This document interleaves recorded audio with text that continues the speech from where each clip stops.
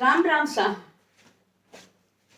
अब आज ये सुनिए कि हर समय कविता, कहानी, बकवास, पगलाना, इसके अलावा कुछ सार्थक क्यों न किया जाए।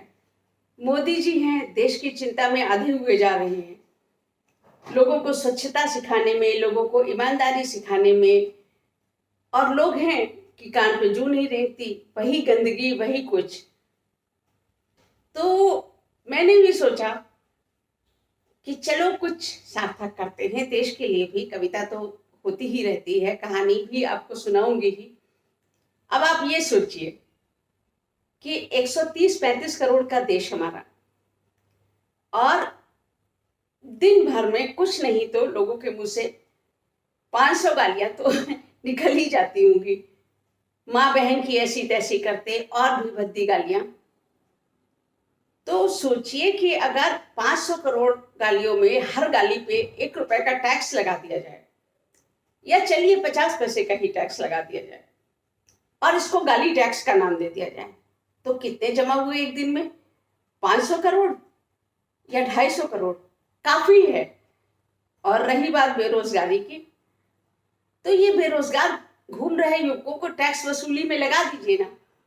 250 करोड़ में से अगर आपने 50 करोड़ बांट भी दिए इन लोगों को, तो क्या देश का फायदा नहीं होगा? जरूर होगा।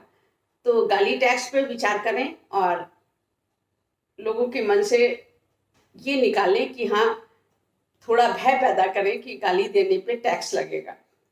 अर्थदंड बढ़ाया भी जा सकता है। और तो ये थी मेरे लिए देश के लिए सुझाव। और अब मैं आपको एक थोड़ी सी लंबी कहानी सुनाती हूँ। यूं तो आत्ममुग्धता अभिषेक के स्वभाव में कभी नहीं थी, पर अपने व्यक्तित्व की भव्यता से वो अनजान हो ऐसा भी नहीं था।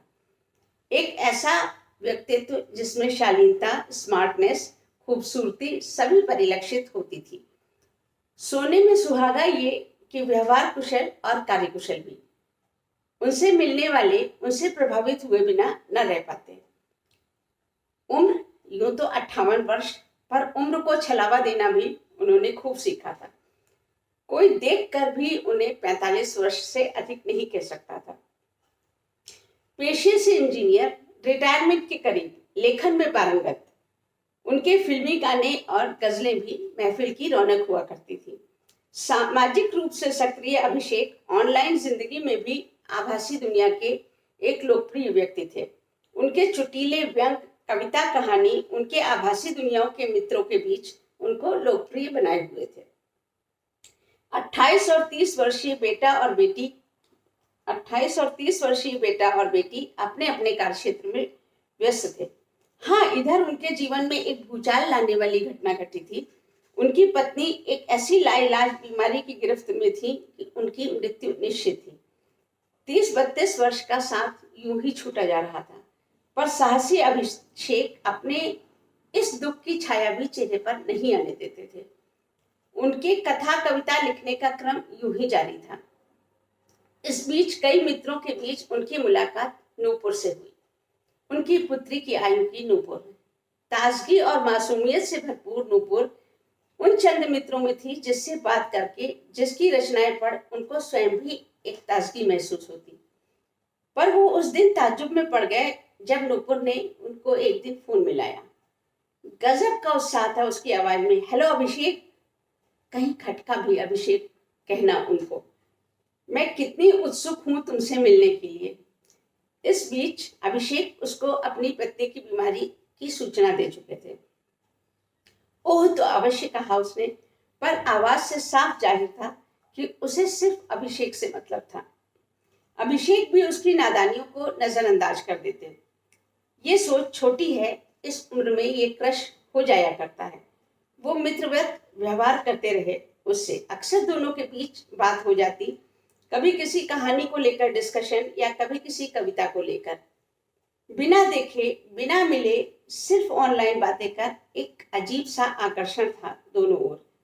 पर जो बात अभिषेक को नूपुर की सबसे ज्यादा खटकती, वो उसका अभिषेक के नाम। वो इस बात के लिए उसको चैटिंग के बीच कई बार टोक भी चुके थे, पर नूपुर थी कि उसका कोई तर्क भी सुनने को तैयार नहीं थी।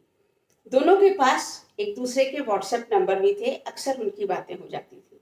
आज भी कुछ ऐसा ही हुआ। हाय अभिषेक, नूपुर दिस साइड। नूपुर कैसी हो? मैं बहुत प्यारी प्यारी सी एक खनखनाती सी हंसी। प्रत्युत्तर में अभिषेक भी हंस दिया। पता है नूपुर, मैं तुम्हारे पिता की उम्र का हूँ। पता है, उधर से नूपुर का आवाज आया। मैं कोई 16 वर्ष की लड़की नहीं हूँ, सर्विस करने वाली 25 वर्षीय सुंदरी हूँ।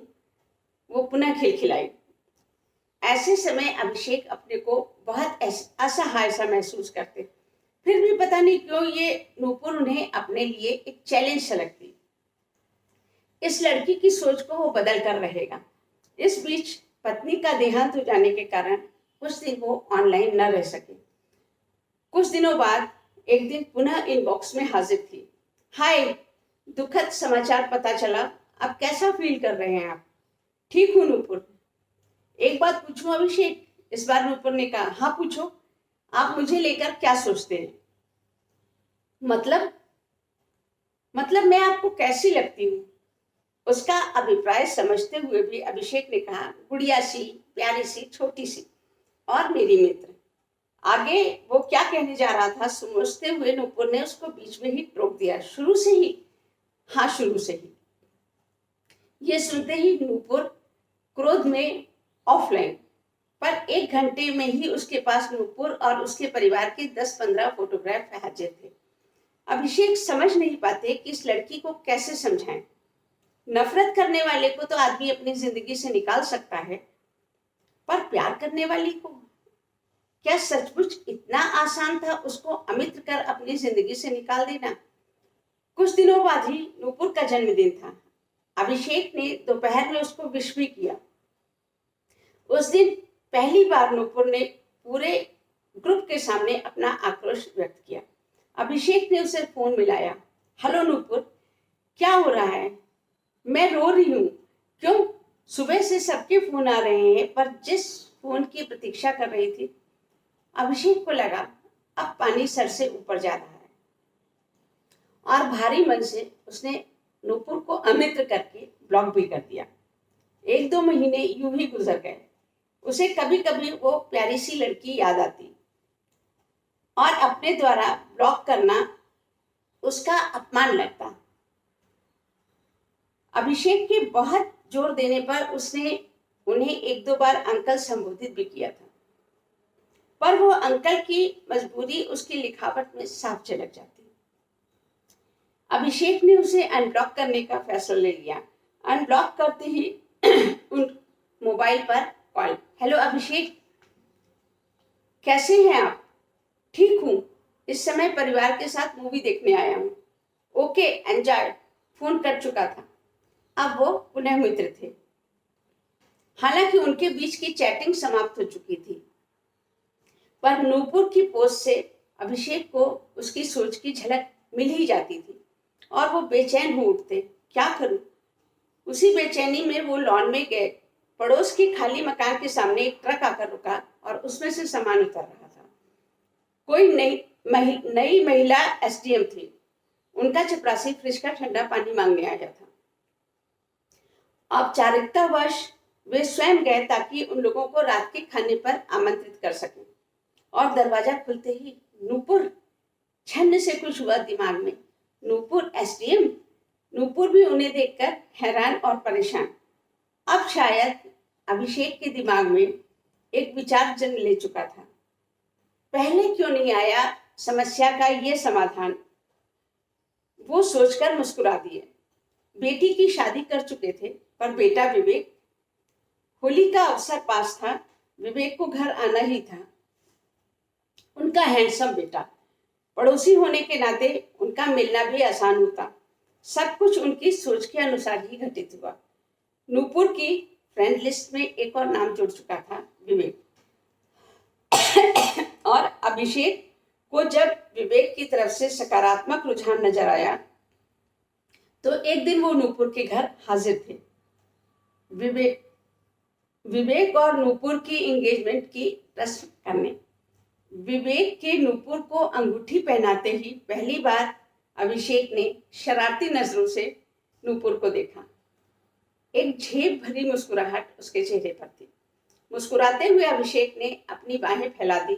झिझकती हुई नूपुर उन बाहों में थी और धीमे से बोली, पापा। अभिषेक के सर से एक बोझ उतर चुका था और वो खिलखिलाकर उन्मुक्त स्वर में गा उठे, पहला नशा पहला कुमार। विवेक और नूपुर की मम्मी उनको हैरानी से देख रहे थे। तो ये थी मेरी पसंदीदा कहानी भी कह सकते हैं, और थोड़ी लंबी। उम्मीद है कि इसे पसंद आएगा और माउथ पब्लिसिटी जारी रखिए ताकि मैं आपके अलावा और भी लोगों तक पहुंच सकूं। Thank you.